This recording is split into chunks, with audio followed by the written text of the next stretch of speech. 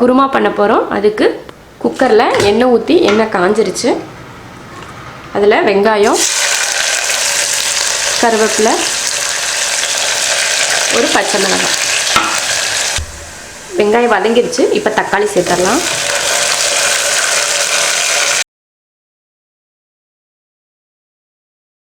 அடுத்து உருளைக்கிழங்கு. பட்டாணியை 6 மணி நேரத்துக்கு முன்னாடியே ஊற வச்சு எடுத்துருக்கேன். 100 கிராம் பட்டாணி இருக்கும். இது நீங்கள் பச்சையாக இருக்க பட்டாணி கூட யூஸ் பண்ணிக்கலாம். இப்போ நான் பட்டாணி இதில் சேர்த்துடலாம். 1 ஸ்பூன் மிளகாத்தூள், மல்லித்தூள் 2 ஸ்பூன் மல்லித்தூள்.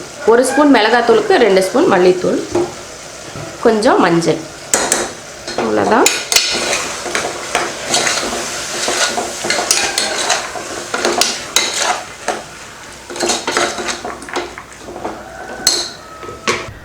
ஒரு துண்டு தேங்காய், ஒரு 10 போல் சின்ன வெங்காயம், ஒரு 6 பூண்டு பல், அது போல் 2 இஞ்சி துண்டு, குட்டியானது பெருசு இல்லை. சோம்பு இதில் 1 ஸ்பூன், இது போல் பட்டை 1. இப்போ இதெல்லாம் அரைச்சிக்க போகிறோம். பட்டாணி உருளைக்கிழங்குலாம் போட்டு வதக்கி வச்சு அரைச்சதை இதில் ஊற்றிடலாம்.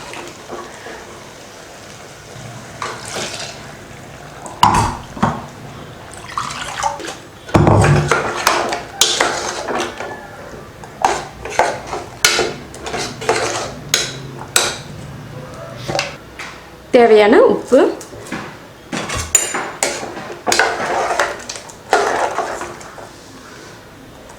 அதிகம்லாம் தண்ணி ஊற்றலை.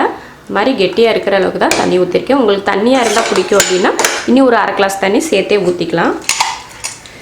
குக்கர் மூடி போட்டு விசில் போட்டாச்சு. 2 இல்லைன்னா 3 விசில் விட்டு ஆஃப் பண்ணிக்கலாம். 2 விசில்லே வெந்துடும். இருந்தாலும் ஒரு 3 விசில் விட்டுக்கோங்க. அப்போ தான் நல்லா குலைவாக இருக்கும் பட்டாணியும் உருளைக்கிழங்கும். குருமா ரெடி ஆயிடுச்சு. சூப்பராக. இட்லிக்கு கூட இந்த குருமா ரொம்ப சூப்பராக இருக்கும். இட்லிக்கு வச்சுக்கலாம், சப்பாத்திக்கு வச்சுக்கலாம், பரோட்டாவுக்கு வச்சுக்கலாம், சாப்பாட்டுக்கும் ஊற்றி சாப்பிடலாம். ரொம்ப அருமையாக இருக்கும். நீங்களும் இது போல் ட்ரை பண்ணி பாருங்கள். இந்த குருமா பிடிச்சிருந்ததுன்னா லைக் பண்ணிவிட்டு நம்ம சேனலை சப்ஸ்கிரைப் பண்ணுங்கள். சப்ஸ்கிரைப் பண்ணிவிட்டு பக்கத்தில் இருக்க பெல் பட்டனை ப்ரெஸ் பண்ணுங்கள். அப்போ தான் நான் போடுற வீடியோவோட நோட்டிஃபிகேஷன் உங்களுக்கு வந்து சேரும்.